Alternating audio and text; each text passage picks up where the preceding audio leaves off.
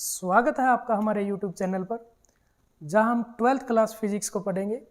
हमने 3 लेक्चर पहले ले चुके हैं और उसमें हम पढ़ चुके हैं चार्ज के बारे में, चार्ज की प्रॉपर्टीज़ के बारे में, कूलम्ब्स लॉ के बारे में हम पढ़ चुके हैं और हम इलेक्ट्रिक फील्ड के बारे में पढ़ चुके हैं। इलेक्ट्रिक फील्ड की इंटेंसिटी के बारे में हम पढ़ चुके हैं। लास्ट लेक्चर में हमने किया था इलेक्ट्रिक फील्ड की जो इंटेंसिटी होती है वो आती है हमारी KQ/R², जहाँ Q क्या होता है हमारा सोर्स चार्ज, Q क्या होता है सोर्स चार्ज। अब हम इस लेक्चर में स्टार्ट करेंगे इलेक्ट्रिक डायपोल को। इलेक्ट्रिक डायपोल होता क्या है वो हम स्टार्ट करेंगे। देखिए, इलेक्ट्रिक डायपोल ये होता क्या है, two equal and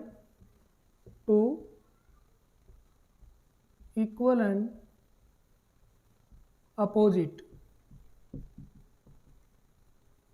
charges presents at some distance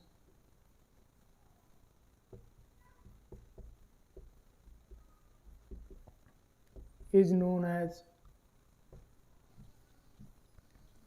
electric dipole.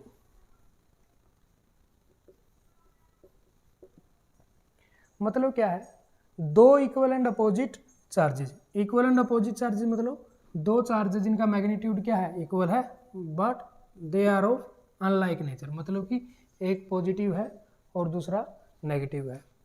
Separated by some distance, उनके सेंटर की डिस्टेंस क्या है, कुछ दी गई है, जैसे कि हमने यहाँ एज्यूम कर ली है 2a।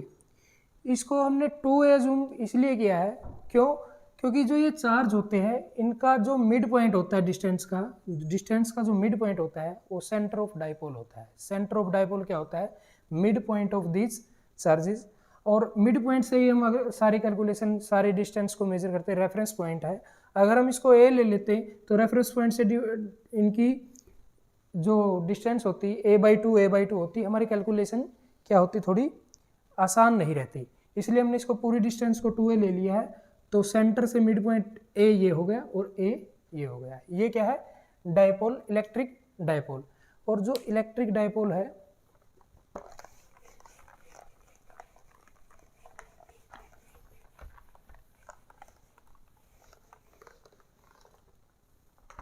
इसका मोमेंट क्या होता है। देखिए, मोमेंट ऑफ इलेक्ट्रिक डाइपोल, जिसको बोलते हैं डाइपोल मोमेंट, जिसको क्या बोलते हैं, डाइपोल मोमेंट। तो dipole moment of an electric dipole is an vector. क्या है, ये एक वेक्टर है whose magnitude is either charge times separation between two equal and opposite charges and direction along dipole axis from negative to positive. इसका मतलब क्या हुआ, जो हमारा डाइपोल मोमेंट होता है किसी इलेक्ट्रिकल डाइपोल का, वो एक वेक्टर है। मतलब कि वो एक वेक्टर क्वांटिटी है। अगर वेक्टर क्वांटिटी है तो उसका मैग्नीट्यूड भी होगा और डायरेक्शन भी होगी। तो उसका मैग्नीट्यूड क्या होता है, आइदर टाइम चार्ज, मतलब कि कोई भी चार्ज ले लो, Q1 लो या Q2 लो, इनटू में separation between two equal and opposite charge, मतलब कि वो दो इक्वल एंड अपोजिट चार्ज कितने डिस्टेंस पे है दोनों। तो इसका मतलब क्या हुआ, जो डाइपोल मोमेंट होता है, डाइपोल मोमेंट, जिसको हम P से डिनोट करते हैं, वो क्या होता है, आइदर चार्ज, कोई भी चार्ज ले लो, मान लो हमने Q लिया, उनके दोनों के बीच की डिस्टेंस हमने क्या ली थी 2a, ऐसे लिया था ना हमने, ये प्लस Q माइनस Q और सेंटर डिस्टेंस को हमने क्या लिया था 2a। तो मोमेंट क्या होगा, इनमें से कोई भी चार्ज लो और इनके बीच की डिस्टेंस को इससे मल्टीप्लाई कर दो, तो ये क्या आएगा डाइपोल मोमेंट, और इसको किससे डिनोट करते हैं P से। यूनिट क्या होगी इसकी, देखो ये क्या है चार्ज, चार्ज की यूनिट क्या होती है कूलम, और 2a क्या है डिस्टेंस, डिस्टेंस की यूनिट होती है मीटर, तो इसकी ऐसा यूनिट क्या हुई कूलम मीटर, कूलम मीटर, ऐसा unit of dipole moment is coulomb metre. अब देखिए हम है ना इलेक्ट्रिक फील्ड करेंगे डाइपोल में, डाइपोल के अंदर इलेक्ट्रिक फील्ड,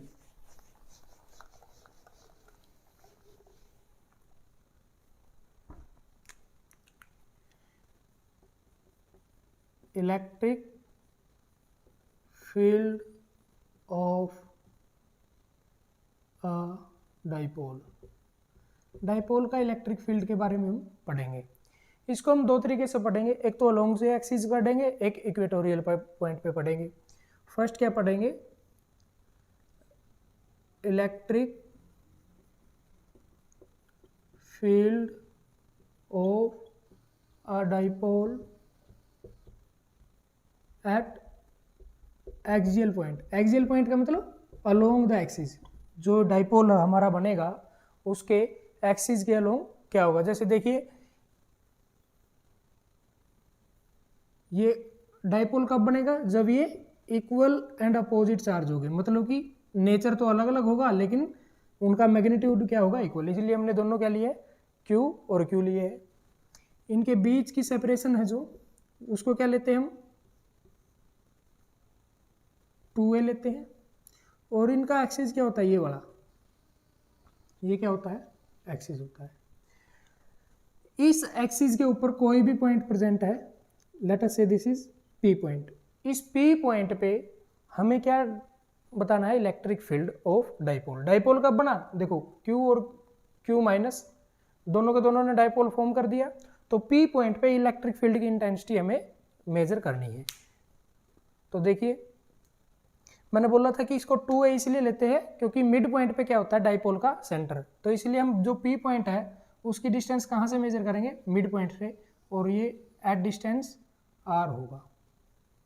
लेट अस से point P is at distance r from mid point और सेंटर ऑफ डाइपोल, डाइपोल के सेंटर से मिड पॉइंट पे या फिर मिड पॉइंट से ये कितनी दूरी पे है r डिस्टेंस के ऊपर है। तो हमें इलेक्ट्रिक फील्ड निकालना है। इलेक्ट्रिक फील्ड देखो Q1 चार्ज के लिए अलग से निकलेगा पॉइंट P पे, और माइनस Q चार्ज के लिए अलग से निकलेगा। इलेक्ट्रिक फील्ड को किससे डिनोट करते हैं E से, और प्लस Q के लिए electric field E for plus Q के लिए हमने पिछले लेक्चर में डिराइव किया था कि इलेक्ट्रिक फील्ड कितना होता है KQ by R square, KQ by R square, जहाँ Q क्या होता है सोर्स चार्ज। अब देखो प्लस Q चार्ज के वजह से P पे क्या होगा, जहां भी हमें इलेक्ट्रिक फील्ड निकालना हो तो उस पॉइंट के ऊपर हम एक यूनिट चार्ज लेके आते हैं, तो इसके ऊपर एक यूनिट चार्ज होगा और सोर्स चार्ज क्या है प्लस Q, तो ये क्या होगा K प्लस Q को प्लस रहने प्लस लिखेंगे तो no effect upon R square. R square क्या होता है, R होती है हमारी डिस्टेंस बिटवीन टू चार्जेस जिनके बीच में हम क्या निकाल रहे हैं इलेक्ट्रिक फील्ड। जो Q है ये वाला चार्ज और P पॉइंट के बीच में डिस्टेंस कितनी है R, तो इसके मिड पॉइंट तक है, और मिड पॉइंट से यहाँ तक कितनी है A, ये डिस्टेंस कितनी है A, क्योंकि क्या है टोटल डिस्टेंस 2a और मिड पॉइंट पे कितनी होगी A, तो ये क्या होगा R प्लस A का स्क्वायर। ओके, इसी तरीके से E for electric field for negative, negative के लिए क्या होगा K Q, नेगेटिव है तो हमने नेगेटिव लगा दिया, अपॉन जो Q और P के बीच की डिस्टेंस कितनी होगी, टोटल डिस्टेंस R है, इसमें से ये डिस्टेंस माइनस कर देंगे तो ये कितनी है distance A, R minus A, R minus A का स्क्वेयर, ये हो गया। अब ये लॉन्ग द एक्सिस है, हम डायरेक्टली इनको क्या कर सकते हैं, ऐड और सब्ट्रैक्ट, क्योंकि एंगल दोनों में कितना है 180 है, तो लीनियर पेयर है, तो हम इनको क्या कर सकते हैं, डायरेक्टली ऐड कर सकते हैं। तो इलेक्ट्रिक फील्ड एक्सियल डायरेक्शन में क्या होगा, इलेक्ट्रिक फील्ड इन एक्सियल डायरेक्शन क्या होगा, ये होगा ई क्यू पॉजिटिव प्लस ई क्यू नेगेटिव। तो एक्सियल डायरेक्शन में देखो क्या हो गया, जो हमारा पॉजिटिव आया वो क्या आया, K Q R plus A का स्क्वायर, ये नेगेटिव वाला माइनस में आया क्योंकि ये वाला माइनस इसलिए लगा देंगे, के क्यू आर माइनस ए का स्क्वायर। अब देखिए जो इलेक्ट्रिक फील्ड आया जो हमारा एक्सियल डायरेक्शन में, वो क्या आया, के क्यू दोनों में कॉमन आया, 1/r प्लस ए का स्क्वायर माइनस में 1/r माइनस ए का स्क्वायर, ये आ गया हमारा r प्लस ए का स्क्वायर r माइनस ए का स्क्वायर। तो यहाँ से एक्सियल डायरेक्शन में क्या आया, K Q as it is, common क्या आया, देखो r प्लस ए का स्क्वायर और r माइनस ए का स्क्वायर क्या होता है, R square minus A square और सारे का होल स्क्वायर। और जब इसको इधर लेके आएंगे तो ये term R minus A square आएगा, और इधर लेके आएंगे तो आर प्लस ए स्क्वायर, इसमें से माइनस करेंगे तो -4ar आएगा, -4ar। ये आप डायरेक्टली भी लिख सकते हैं, अगर डायरेक्टली आपको नहीं आता तो मैं इसको सोल्व करके दिखा देता हूँ। देखो फिर हम रखेंगे इसको ही, उसको रफ कर देंगे। एलसीएम क्या आया होगा,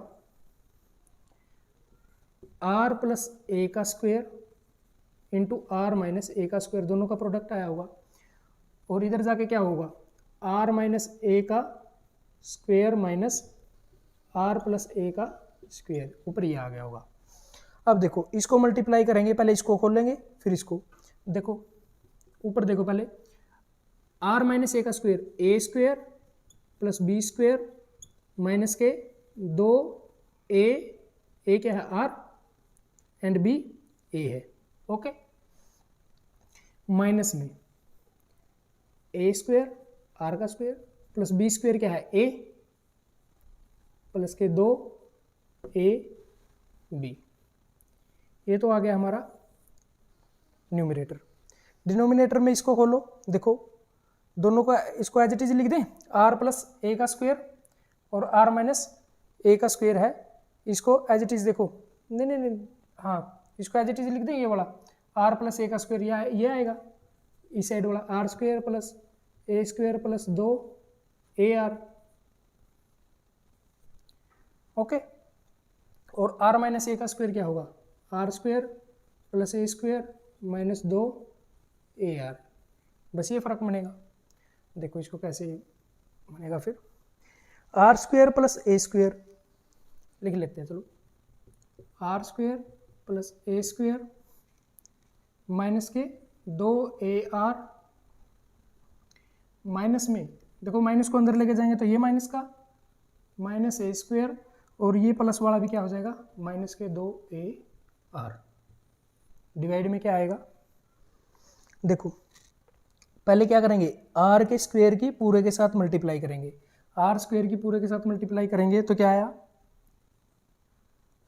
पहले R square into R square R की power 4, R square into A square R square A square, R square plus में 2ar, आर स्क्वायर और 2ar की मल्टीप्लिकेशन क्या होगी, 2ar क्यूब, ये हो गया हमारा कंप्लीट। अब ए स्क्वायर की, ए स्क्वायर और आर स्क्वायर की, A square into R square plus में ए स्क्वायर और ए स्क्वायर की, ए की पावर 4, फिर ए स्क्वायर की 2ar की प्लस में 2a क्यूब आर, ओके। अब उसके बाद क्या बचा, -2ar, -2ar को करेंगे तो -2ar क्यूब, -2ar और आर स्क्वायर 2ar क्यूब। अब ए स्क्वायर के साथ करेंगे तो -2a क्यूब आर, फिर क्या बनेगा -4 और a का स्क्वायर और r का स्क्वायर, a का स्क्वायर और r का स्क्वायर, ये बना हमारा मल्टीप्लिकेशन। अब क्या होगा, देखो R square plus A square, R square और ए स्क्वायर ये माइनस के ये आपस में कैंसिल आउट हो गए, तो बचा क्या -2ar और -2ar, ये कितना बच गया -4ar, जो हमारा क्या था न्यूमरेटर हमने लिखा था डायरेक्ट -4ar। अब डिनोमिनेटर को देखो क्या होगा,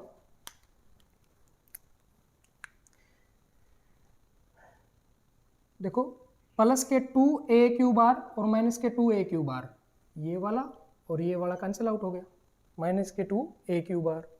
अब देखो -2ar³ और प्लस के 2ar³, ये आपस में कैंसिल आउट हो गए, ओके, ये भी कैंसिल आउट हो गया और ये भी कैंसिल आउट हो गया। अब देखो बचा क्या, r square a square r square a square, तो इसको क्या लिख सकते हैं, r की power 4 r square a square r square a square, दोनों एक ही चीज़ है ना, तो 2r स्क्वायर और a का स्क्वायर, दो चीज एक ही जैसी चीज़ है, जोड़ दिया तो उसको डबल हो जाएगी वो, प्लस में देखो ये भी हो गया हमारा, बचा क्या प्लस में a की पावर 4 और माइनस में 4a स्क्वायर r स्क्वायर, हो गया ये हमारा। अब देखो क्या बचा, -4ar डिवाइड में r की पावर 4, a की पावर 4 को आगे ले आऊं, अब देखो प्लस के 2r स्क्वायर a स्क्वायर और माइनस के 2r स्क्वायर a स्क्वायर, तो माइनस के कितना बचा, -2r स्क्वायर a स्क्वायर, क्योंकि 4r square a square minus के है और 2r स्क्वायर a स्क्वायर क्या है प्लस के है, तो कितना बचा 1, 2 बच गए, 2 माइनस हो गए, -4ar, ये क्या होता है, देखो अगर मैं ये लिखूं r का स्क्वायर माइनस a का स्क्वायर, वही तो बना ये, r का स्क्वायर मतलब r स्क्वायर का स्क्वायर r की पावर 4, a स्क्वायर का स्क्वायर a की पावर 4 माइनस के 2r स्क्वायर a स्क्वायर, वही तो फार्मूला बन गया ये। तो यही चीज़ हमने क्या लिखी थी, डायरेक्ट लिख दी थी, यहाँ यही तो चीज़ है डायरेक्ट।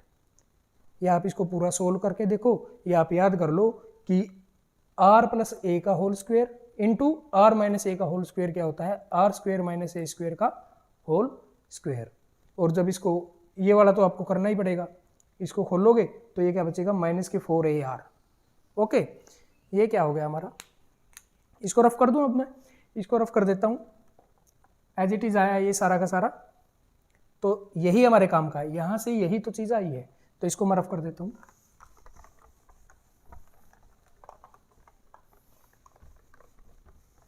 या पूरा सोल्व करो या फिर आप क्या करो, डायरेक्ट लिख दो इसका फार्मूला, या पूरा सोल्व करोगे पूरा सोल्व भी कर सकते हो आप। अगर आपको फार्मूला नहीं याद है तो आपको पूरा सोल्व करना पड़ेगा, अगर ये याद है तो एज इट इज इसको लिख दो। अब देखो यहाँ से -2 मैं बाहर ले आता हूँ, -2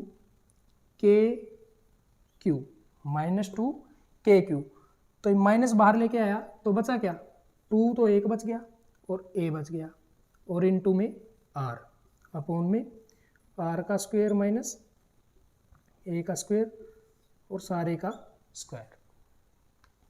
अब आपको याद होगा अभी हमने इससे पहले किया था कि डाइपोल मोमेंट होता क्या है, ये होता है either charge into distance between them, either charge q और उनके बीच की डिस्टेंस क्या है 2a, वही है। तो इसको हम क्या लिख सकते हैं, इसको लिख सकते हैं हम डाइपोल मोमेंट के इक्वल, तो ये क्या होगा -2k q इंटू 2a को क्या लिख सकते हैं p into r divide by r square minus a का स्क्वेयर सारे का होल स्क्वेयर, क्योंकि जो डाइपोल मोमेंट होता है वो q इंटू 2a होता है, q इंटू 2a होता है, ओके।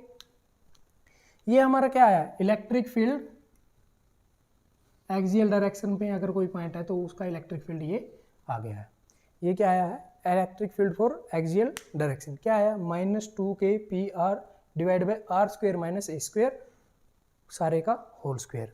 अब देखिए अगर इनकी डिस्टेंस बिल्कुल कम है, मच क्लोजर है, ये जो q डाइपोल है बहुत नज़दीक बन रहा है, तो इसका मतलब क्या होगा, R is much much much greater than A. R क्या होगा, बहुत ज़्यादा, जो ये आर डिस्टेंस होगी वो ए के, अगर ये बिल्कुल क्लोजर बन रहे हैं, बिल्कुल क्लोज में है दोनों की डिस्टेंस ए, तो ए क्या होगी, बहुत छोटी होगी आर से, तो ए कैन बी नेग्लेक्टेड। ए को हम नेग्लेक्ट कर सकते हैं अगर आर बहुत ज़्यादा है, या फिर ये बोल सकते हैं ए अगर बहुत छोटी है तो ए को हम नेग्लेक्ट कर सकते हैं। तो ए को अगर नेग्लेक्ट करेंगे तो ये इलेक्ट्रिक फील्ड फॉर एक्सियल क्या बनेगा, -2kpr डिवाइड बाई, ए को नेग्लेक्ट कर दिया तो आर का स्क्वायर उसका स्क्वायर, तो मतलब इसको नेग्लेक्ट ही कर देते हैं, आर स्क्वायर का स्क्वायर, तो ये क्या होगा आर की पावर 4। अब देखो ई एक्सियल ये क्या आया 2kp, आर ऊपर है, आर की पावर 4 नीचे है, तो इसको नीचे लेके आएंगे तो आर की पावर 3। ये फार्मूला किस चीज़ के लिए बना हमारा, जब ए है डाइपोल है जो बहुत ही क्लोज बना हुआ है, जहां ए है much much lesser than R, या फिर R is much much greater than A, तो उसके लिए ई एक्सियल क्या बना -2kp/r³। ये हुआ हमारा एक्सियल पॉइंट के लिए। अब हम इक्वेटोरियल पॉइंट के लिए करेंगे। एक्सियल पॉइंट के लिए क्या आया हमारा -2kp divide by r³, -2kp divide by r³। अब हम इलेक्ट्रिक फील्ड कहाँ के लिए करेंगे, डाइपोल के लिए जब पॉइंट हम कहाँ लेंगे, इक्वेटोरियल पॉइंट लेंगे, इक्वेटोरियल पॉइंट लेंगे, वहाँ पे हम क्या करेंगे डाइपोल। अब इक्वेटोरियल पॉइंट आपने मैथमेटिक्स में पढ़ा होगा, कहाँ आता है, जब भी कोई डिस्टेंस दे रखी हो, जब भी कोई दो पॉइंट दे रखे हैं, let us say this and this are the point, ये दो पॉइंट है और इनको लाइन कोई ज्वाइन कर रही है, तो इनका इक्वेटोरियल पॉइंट का मतलब क्या है, वो ऐसा पॉइंट जो इससे और इससे दोनों से इक्वल डिस्टेंस पे हो, ऐसा पॉइंट जो पॉइंट ए और पॉइंट बी दोनों से इक्वल डिस्टेंस पे हो। तो ऐसा करने के लिए क्या करना पड़ता है, हमने मैथमेटिक्स में किया होगा, हमने 10th क्लास में भी किया है, 11th क्लास में भी, कि जो ये ए बी है, ए बी का ऊपर परपेंडिकुलर इस तरीके से करेंगे, परपेंडिकुलर इस तरीके से करेंगे कि वो इन दोनों को बाइसेक्ट भी करे, तो इसको क्या बोलते हैं, परपेंडिकुलर बाइसेक्टर। क्या बोलते हैं, परपेंडिकुलर बाइसेक्टर। मतलब ये इस पे 90 डिग्री भी होगा और इस लाइन को इक्वल पार्ट्स में डिवाइड करेगा। इसका मतलब क्या हुआ, AO is equal to OB भी होगा, और जो ये वाली लाइन है इसके AB के ऊपर परपेंडिकुलर भी होगी। तो इससे ऐसा करने से क्या होगा, जो भी पॉइंट हम अलोंग दिस लाइन लेंगे जो परपेंडिकुलर बाइसेक्टर है, उस पर कहीं भी पॉइंट लो, अगर ये पॉइंट लिया तो इसका मतलब है यहाँ से और यहाँ से इसकी दूरी इक्वल होगी। मान लो यहाँ ले लिया तो इस पॉइंट की भी इस पॉइंट से और इस पॉइंट से इक्वल डिस्टेंस पे होगा। अगर ये पॉइंट यहाँ ले लिया तो यहाँ भी इक्वल डिस्टेंस पे हो गए, ये दोनों की डिस्टेंस। यहाँ लिया तो यहाँ भी इक्वल डिस्टेंस पे हो गए दोनों पॉइंट की डिस्टेंस। यही हमारा फायदा है, और इसी इक्वेटोरियल पॉइंट पे हमें क्या करना है, इलेक्ट्रिक फील्ड निकालना है डाइपोल के लिए। तो देखिए ये इसलिए करवाया क्योंकि हमें उसमें जरूरत पड़ेगी इसकी कि कहाँ ले।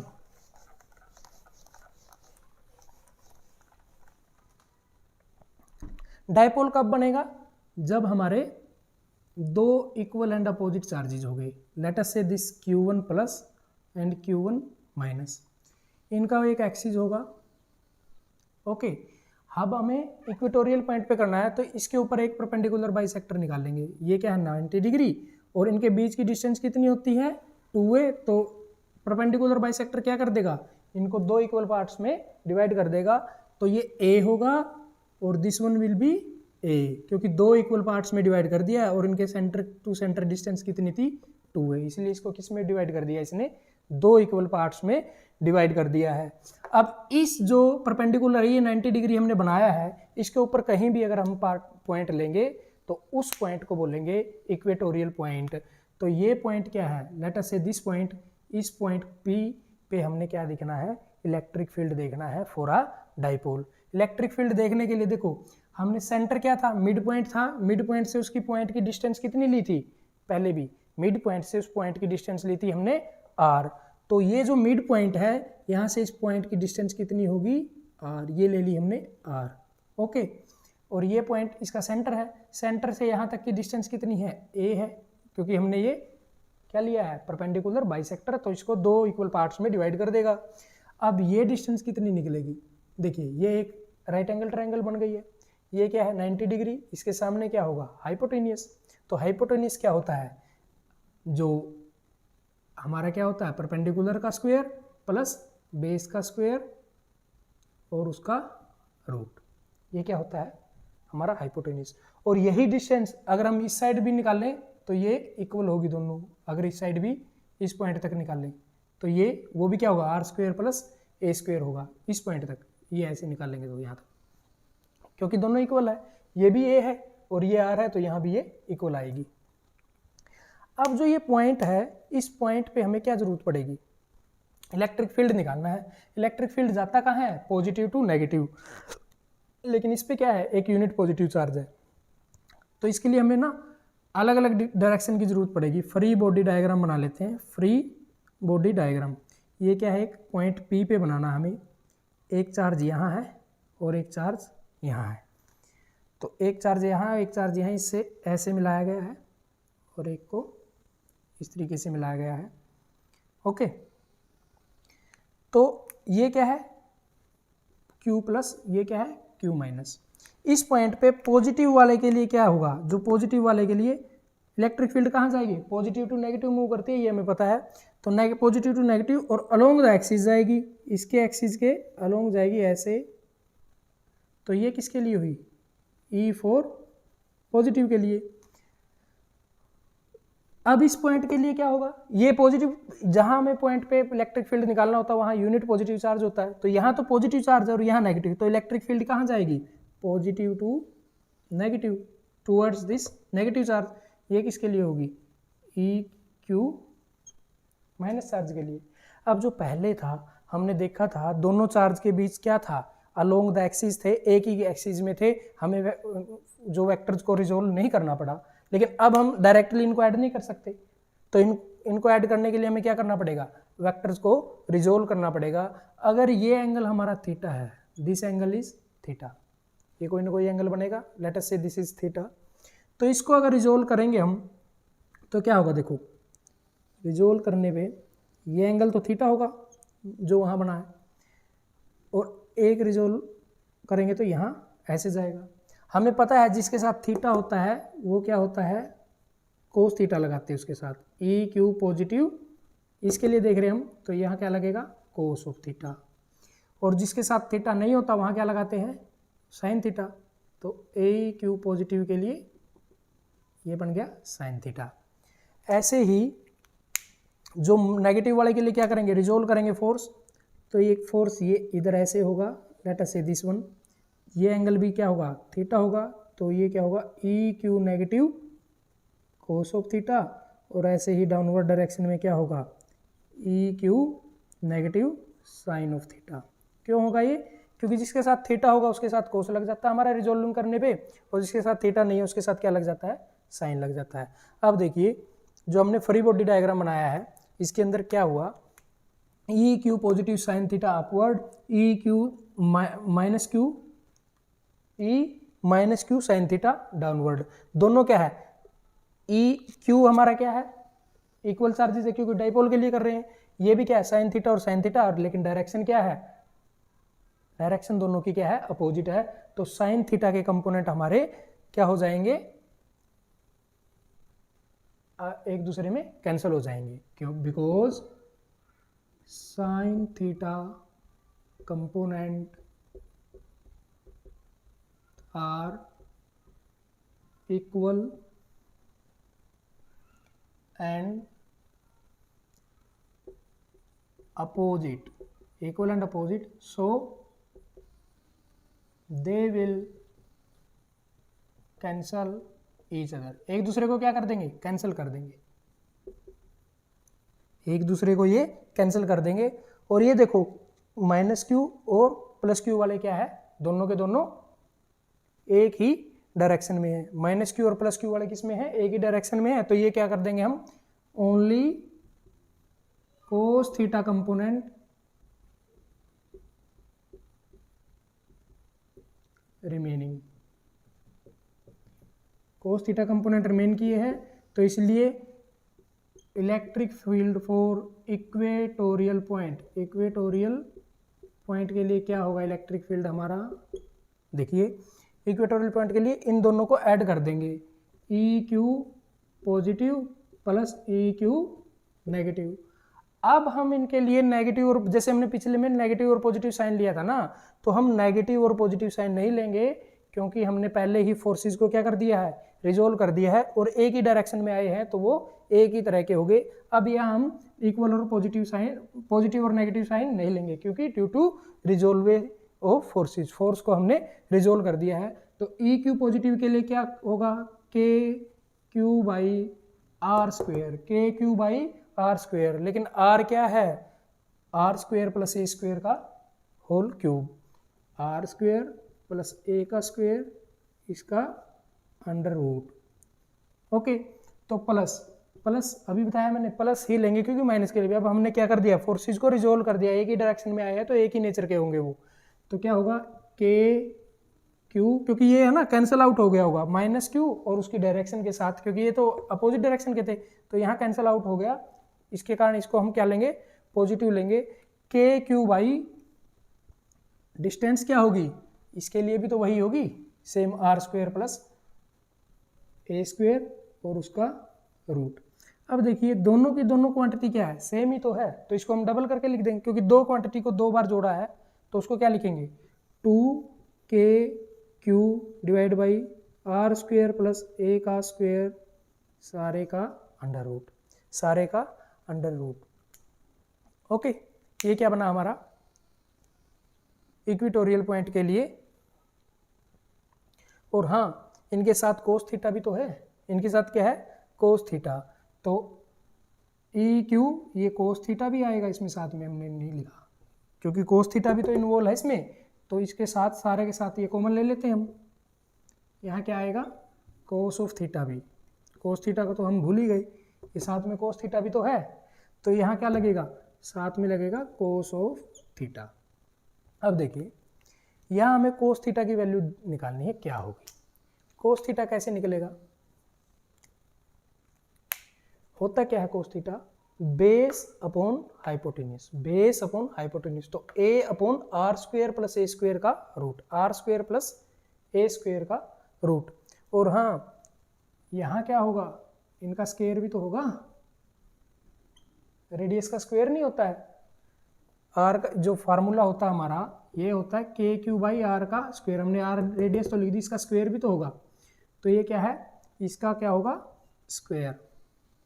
अब देखो कोस थीटा की जगह क्या लिख सकते हैं हम, 2k Q upon R square plus A square इसका रूट और इसके सारे का स्क्वेयर।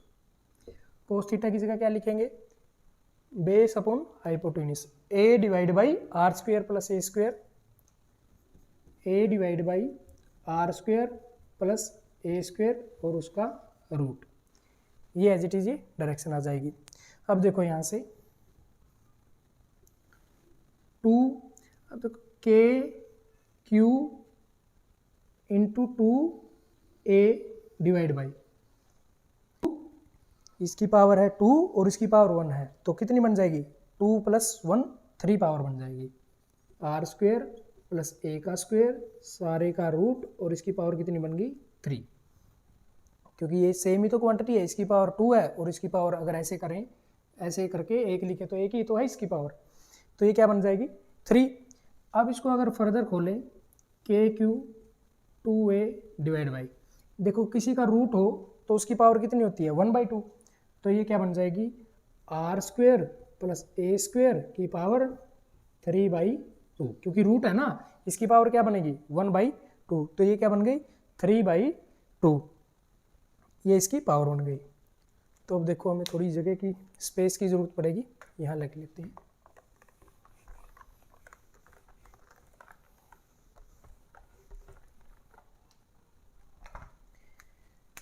जो हमारा इलेक्ट्रिक फील्ड इक्वेटोरियल क्या आया है, K Q 2a divide by R square plus A square, इसकी पावर कितनी आई है 3/2। Q2A क्या होता है? Dipole moment. तो इस चीज़ का क्या लिख सकते हैं? K into P. और ये क्या बन गया? R² प्लस A² की पावर 3/2 की पावर 3/2। अब देखिए for short dipole, short dipole के लिए क्या होगा? इनकी डिस्टेंस कितनी होगी? कम होगी। तो R will be much much much greater then A। तो A को क्या कर सकते हैं हम? नेगलेक्ट, जैसे हमने एक्सियल में किया था। तो E इक्वेटोरियल क्या करेंगे? KP, A को अगर नेगलेक्ट कर देंगे तो R की पावर क्या होगी? 2 तो है ही, और 3/2, 2 से 2 कैंसिल आउट हो जाएगा। KP/R³, KP/R³। ये इक्वेटोरियल आया स्मॉल डिस्टेंस के लिए। ये बनेगा हमारा equatorial for small distance, KP/R³। अब देखिए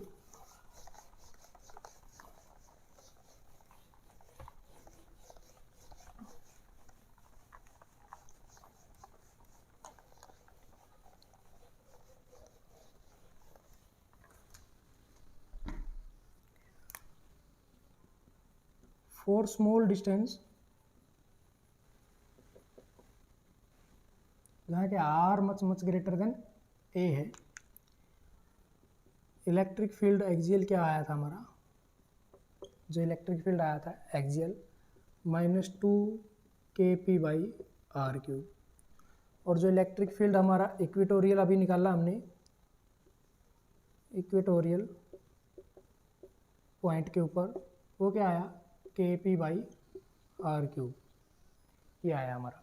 अगर मैं इनके मैग्नीट्यूड की बात करूँ, लेकिन ध्यान रखना है किसके लिए? Small distance R is much much greater then A के लिए।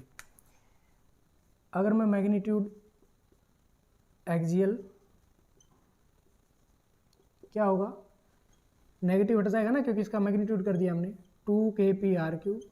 और मैग्नीट्यूड ऑफ इक्वेटोरियल क्या होगा? KP/R³, KP/R³। तो जो हमारा E axial ratio E equatorial 2:1 के रेशियो में होगा। क्योंकि क्या होगा? देखो KP/R³ कट जाएगा, 2:1 के रेशियो में होगा। ये आपका ऑब्जेक्टिव क्वेश्चन आ सकता है। एक्सियल और इक्वेटोरियल में क्या क्या रिलेशन है? 2:1 का रिलेशन है। ओके, आज के लिए इतना ही। नेक्स्ट करेंगे हम अगले लेक्चर में। तब तक के लिए जय हिंद, वंदे मातरम।